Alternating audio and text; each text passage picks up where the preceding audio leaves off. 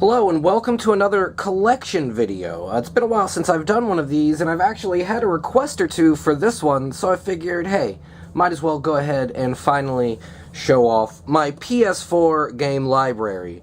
A quick note, these are only the games that I own actual discs of. I'm not featuring the ones that are downloaded on the hard drive because, let's be honest, that's just not that visually interesting, just scanning through a menu and showing a bunch of titles, but suffice it to say, there are about as many titles as you see here in cases downloaded on the hard drive. There are a few exceptions that I will be mentioning, but let's go ahead and get right into it. Right here, one of the more recent pickups that I have been addicted to like crazy, Mortal Kombat 11, featuring RoboCop, Terminator, and Spawn. That right there, the reason why I wanted it, and the reason why I keep playing it. Really fun game. Highly recommend it. An 11 out of 10. I also do own Mortal Kombat XL downloaded on the hard drive. That is one of the exceptions I was talking about. Moving along, we have Injustice 2. Same exact game, but with Ninja Turtles and Hellboy. Pretty fun game, but too much focus on item management. I don't want to sit there and go through my inventory for hours just to, you know, be able to get more gear. Mortal Kombat 11, they handle the inventory considerably better, where you just unlock everything and equip it as you see fit. So a thumbs down on that, but everything else, the mechanics of the fighting work really well. Fun game. Soul Calibur 6. Been a huge Soul Calibur fan since the second one. Spawn in a fighting game, I'm in.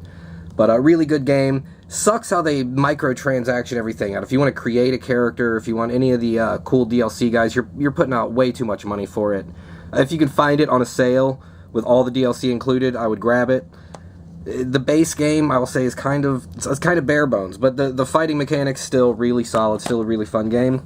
Then we have WWE 2K20 and 2K19, the two latest WWE games, not counting that whatever arcade beat-em-up thing, what, Battlegrounds or whatever, not counting that the simulation releases.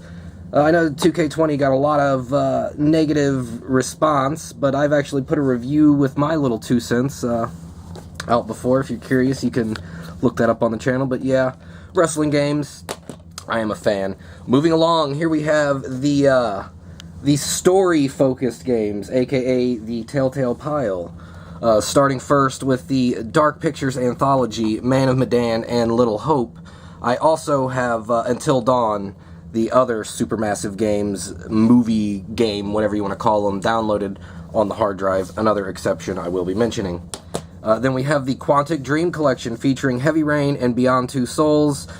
And, the damn case is backward, but Detroit Become Human, the newest title. I also did download their original movie, game, whatever, cinematic experience, Indigo Prophecy. That is also downloaded on the hard drive. Big fan of Quantic Dreams. Their mechanics can get a little wonky. It's not always the easiest to move about in their games, but the stories are usually pretty entertaining, this game notwithstanding. Then we have every season of The Walking Dead. Only 3 on disc, the other 2 on hard drive, but Walking Dead really sold me on the Telltale formula. I was not even a fan of the show at all. I read a few of the comics. The comics were alright. The games are solid. I will say, if you played season 1 or 2, you never went through and finished all 5 seasons, or 4 seasons? Was it 4? I think it's only 4 seasons.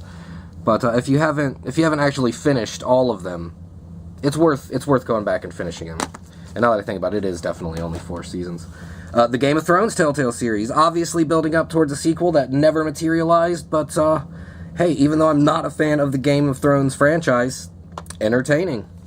Then we also have the Batman Telltale series. I told you this was the fucking Telltale pile.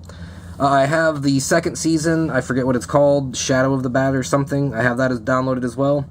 Pretty fun reimagining of the Batman franchise, and, it's a Telltale game, you know what you're getting. A cutscene, and every now and then you pick dialogue options. Pretty fun, though. If you're a fan of the Bat, I recommend it. Here we have another recent pickup that I've only actually played one time, but I enjoyed it a lot more than I honestly expected to. Borderlands 3. I played the original Borderlands, did not enjoy it at all. I was playing solo, and it's terrible. It's a horrible game to play single player. It's obviously designed for the multiplayer, but Borderlands 3 was really fun solo, so I decided to go ahead and pick up Borderlands the Handsome Collection. I haven't actually played this one yet. It's the prequel, or the pre-sequel, whatever, and Borderlands 2. Again, haven't played them yet, but based off the fun of 3, I figured, what the hell, I'll give the franchise another shot, but not the first one. The first game's terrible. I've given it 3 or 4 shots. Borderlands 1 is terrible. Then we have another game that was a recent pickup that I haven't played yet this time. I have played it before. I've owned it a previous time when it was still relatively new, and yeah, man, it's not Doom enough for me. It's too Mirror's Edge. You're climbing too many platforms. There's too much parkour, but I found it pretty cheap, and I thought I would give it another shot. Then we have the Bioshock collection. Yeah, it's Bioshock, man. You know what you're getting there. 3 pretty solid games. Two really solid games. 1 alright game with some cool DLC added to it. And that's what you're getting there. Then we have Skyrim. I mean, come on, it's Skyrim. Again, like Bioshock, everyone knows Skyrim. Of course, I had to get it on the PS4 because why not? You know, you can finally get some mods even though they suck, and yeah. And then we have Fallout 4, a game I've actually unboxed, but here is a perfectly still sealed copy. How does that happen? I don't know, man. Editing magic. Moving along to the final pile of games as I make my way through all of these things. Another recent pickup that I have not started yet. Not because I don't want to or anything, but because I'm still playing through the second one. That game is Shadow of the Tomb Raider, the third and final of the Tomb Raider reboot games. It's the third part of the trilogy. I do have the first and second parts downloaded on the PS4. Then we have a re-release that I was really looking forward to, and it really, I mean, it lived up to what I was looking forward to. I don't really know how to phrase that any better.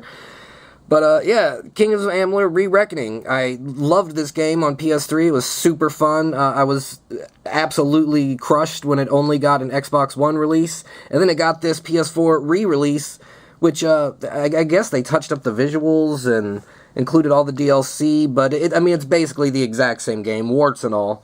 But I love the game, so awesome. Awesome that we got it on the 4. Titan Quest. If you like Diablo 3, but you don't really like how polished it is, go ahead and get Titan Quest. That's really all there is to say about it. It's a port of a PC title from 2006. So, yeah. Marvel's Spider-Man, a game that a lot of people bought the PS4 for, and honestly, I can't really say that would be a bad move, because it is a really fun game. I went into it not expecting much, expecting it's going to be a Spider-Man game, it's going to be fun and playable, but it was more than that. It was pretty engaging, and I ended up buying all the DLC. I own it all, played it all twice, fun game. Assassin's Creed Origins. I absolutely hate the Assassin's Creed franchise. The games are dull, the setup is horrible with the simulation matrix nonsense, but Ancient Egypt, I'm in. That's all this game needed to say, and it's pretty enjoyable. Interestingly, I forget what it's called, the tour mode, I believe, the Discovery Tour, where you just kind of walk through the 3D game world, and the game teaches you actual history about the locations and what inspired them to, how they were reconstructed them for the game, and this, that, and the other. That is actually more entertaining than the actual game in this, but I am just kind of an Egypt nerd, so that could be why. A game I did an unboxing and review for, Maneater. Man, sharks and a Shark PG, man. Great game. I recommend it. Dreams, another game I believe I have done an unboxing for. It is a fun sandbox for you to create and explore in. People have made a lot of weird, cool shit. I need to jump back on this game and see what people have been making. I haven't played it since probably around Halloween. So there's definitely some new dreams for me to get into. But I've been distracted with all these other things. Shenmue 3, yeah, man, if you waited 14, 15 years, whatever it was, to play this, you probably know everything there is to know about it. It's Shenmue 3. I do have 1 and 2 downloaded on the 4. Streets of Rage 4, another game that got an unboxing, and another super fun game that I highly, highly recommend. You don't even have to be a fan of the previous Streets of Rage games. If you are, it definitely helps with all the little nostalgia kicks that are throughout it, playing with the old characters and the old music. But even if you're just a fan of games in general, you should check it out, because it's pretty fun. Moving right along, we have South Park's The Fractured Butthole.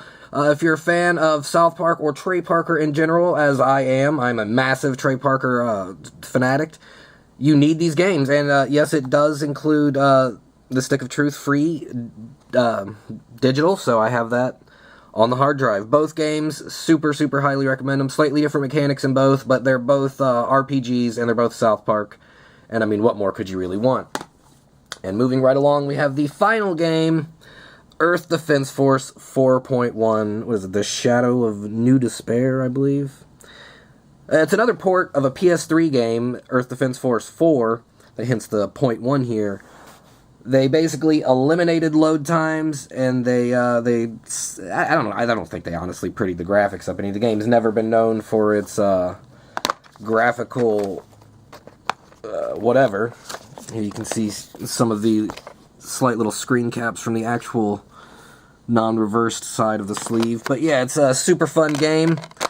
Super arcadey, run around, shoot giant bugs. Another one I give a huge thumb up to. And there you have it. The complete PS4 game library collection, explored and delved into a little bit for all of you. I'm going to go ahead and try to get all these tucked back away so I can get back to my Mortal Kombat. And yeah, there you have it.